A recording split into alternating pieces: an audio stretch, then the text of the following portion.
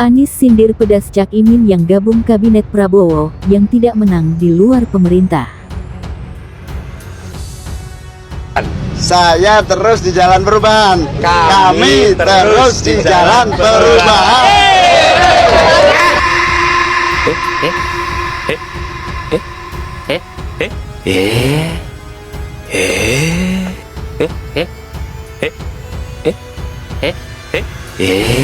Hari ini saya diundang Pak Presiden terpilih, Pak Prabowo, untuk menyampaikan bahwa seperti yang beliau telah sampaikan berkali-kali di acara-acara PKB, di berbagai pertemuan, menyampaikan bahwa beliau akan mengajak semuanya untuk bersama-sama mensukseskan pemerintahan 5 tahun yang akan datang.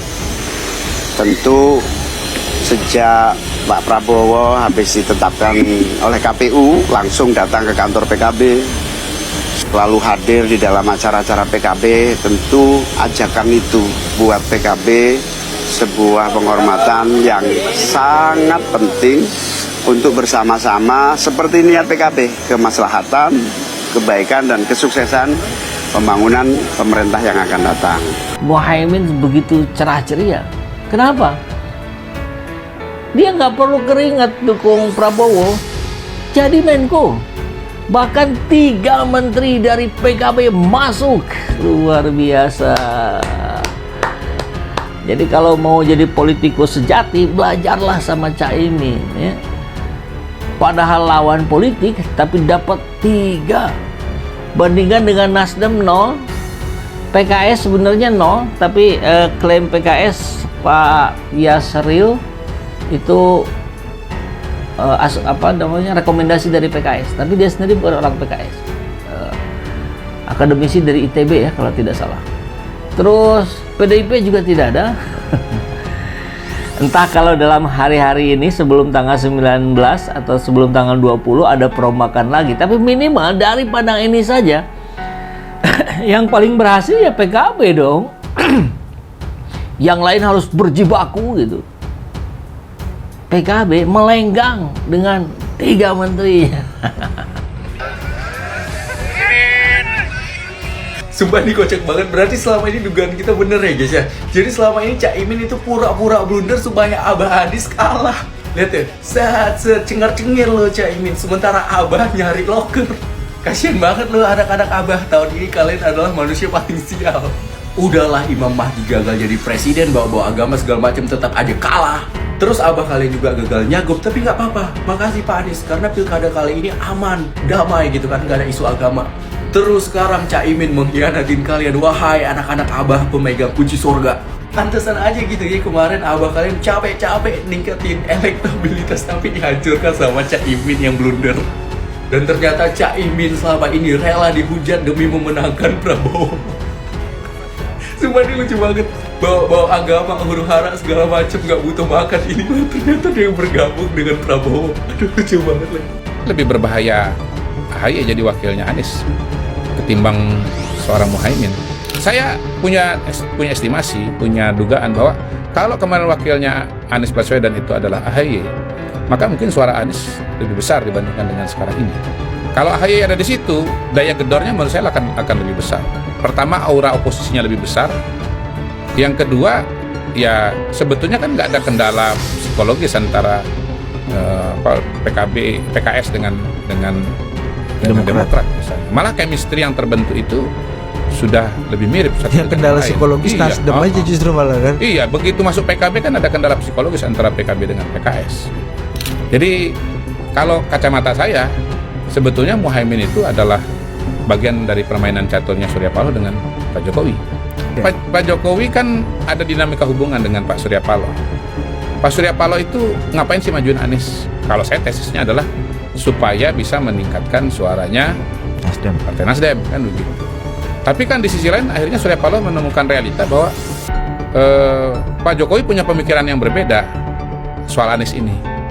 Artinya Surya Paloh kemudian mundur 1-2 langkah kan, sempat nggak ditemui oleh Pak Jokowi lama kan. Nah kenapa akhirnya ketemu? Karena ada langkah-langkah yang baru dari yang Surya Paloh, ya semacam katakanlah apologi gitu, gestur permintaan maaf. Dan menurut saya gestur permintaan maaf itu adalah dia memajukan Imin ketimbang seorang AHY. Anies Baswedan mengkritik keras langkah Muhaimin Iskandar atau Cak Imin yang memilih bergabung dengan kabinet pemerintahan Prabowo Subianto. Menurut Anies, jika kalah dalam kontestasi, sudah seharusnya dia berdiri di luar dari kelompok yang menjuarai perlombaan. Anies mengatakan kelompok yang kalah harusnya tidak ikut jadi bagian dari pemenangan. Adapun Cak Imin merupakan sosok yang mendampingi Anies saat mengikuti ajang Pilpres 2024. Dalam kontestasi tersebut, Anies dan Cak Imin dikalahkan oleh Prabowo dan Gibran. Pasca Pilpres, Cak Imin memutuskan untuk bergabung dengan kabinet Prabowo. Cak Imin digadang sebagai salah satu menteri di pemerintahan baru mendatang. Meski begitu, Anies tetap menghormati apa yang jadi keputusan Cak Imin. Namun, Anies tetap memegang kuat prinsipnya soal yang kalah berada di luar. Mas Anies dipilih jadi gubernur DKI menghadapi pemerintah yang berkuasa. Saya yang mengusung Bapak. Saya yang memutuskan, ini saya yang memutuskan. Dan Pak Prabowo sampai 2 jam sebelum kita mendaftarkan tuh belum setuju. Saya memutuskan untuk mengajak Pak Anies ikut dalam kontestasi Pilgub DKI. Mas Anies, Anda ke rumah saya, kita oposisi, Anda terpilih. Anies waktu itu bukan bagian dari Gerindra PKS, diundang untuk menjadi calon gubernur, dan pada waktu itu mayoritas dari pendukung Pak Prabowo menentang keputusan itu. Tapi waktu saat terakhir itu Pak Prabowo menyatakan tidak setuju karena dia maunya saya yang menjadi calon gubernur. Mas Anies diminta bukan menyodorkan diri, gue pengen jadi gubernur. Gimana kita nyodorin diri? Partai nggak ada, uang nggak ada, mau dari mana kita minta? Akan tetap bersama dengan Pak Jokowi. Cara melihatnya begini, jangan melihat kok kamar. Anda hakul yakin begitu? Ini orang Nasdem sendiri bilang 50-50 loh. Partai Nasdem itu kalau dia betul-betul cabut dan keluar dari pemerintahan, betul-betul oposisi, maka satu menteri yang ada ini dia tarik. Nah, tinggal satu pun tetap dia bertahan di situ. Jadi Partai Nasdem ini sesungguhnya kalau bicara ada partai yang paling setia. Udah tinggal satu, tetap ada di dalam. Benar yang dikatakan Bang Roni kan tadi begitu. Iya, itu karena betul. Saya sedang 2024 memperkuat terakhir. apa yang disampaikan oleh Bang Roni bahwa Partai Nasdem itu sesungguhnya adalah tetap bagian dari Pak Jokowi. Nah, Pak Surya Paloh ini kan kata Bang Yandri ini penting sekali jadi kunci kan, karena memang bahkan PKB pun Cak Imin itu jadi cawapres itu sebetulnya skenarionya dari Bang Surya Paloh, dan jangan-jangan hasil pertemuan pada bulan Desember atau bulan Januari itu gitu loh. Kenapa bukan AHY yang jadi wakilnya? Karena kalau AHY yang jadi wakilnya Anies, ini betul-betul gerakan perubahan kuat sekali, dua-duanya tokoh perubahan. Tapi kalau Anies perubahan digabung dengan Cak Imin yang koalisi pemerintahan, ini jadinya agak lemah ini. Dan jadi basisnya Anies dengan basisnya Muhaimin itu kan sangat berbeda. Maka kalau dicampur, ini sampai kapan pun nggak pernah nyampur. Jadi menurut saya ini sebetulnya skenario Pak Jokowi yang dijalankan oleh Surya Paloh. Begitu kalau menurut saya. Wah, ini Ketum PKB, Muhaimin Iskandar Cak Imin, masuk dalam jajaran kabinet pemerintahan Prabowo Subianto Gibran Rakabumi Raka.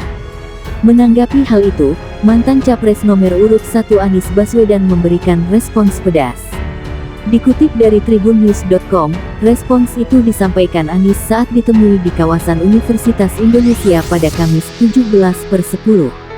Anies mengaku menghormati keputusan Cak Imin yang bergabung dengan kabinet Prabowo Gibran. Namun, ia kembali menegaskan prinsip yang dipegang dalam proses berkontestasi pemilu 2024. Adapun Anies berpasangan dengan Cak Imin. Lantas, mantan Gubernur DKI Jakarta itu menegaskan jika memang kalah dalam kontestasi, sudah seharusnya berdiri di luar kelompok yang menjuarai perlombaan. Sebaliknya, Anies menegaskan kelompok yang kalah tidak ikut jadi bagian dari para pemenang. Bagi saya, apabila mengikuti kontestasi dan kemudian ada yang oleh konstitusi ditetapkan sebagai pemenang dan ada yang oleh konstitusi ditetapkan sebagai bukan pemenang, maka yang tetapkan pemenang berada dalam pemerintahan, ujarnya. Yang tidak ditetapkan sebagai pemenang berada di luar, dan itu prinsip yang saya sering katakan, sambungnya.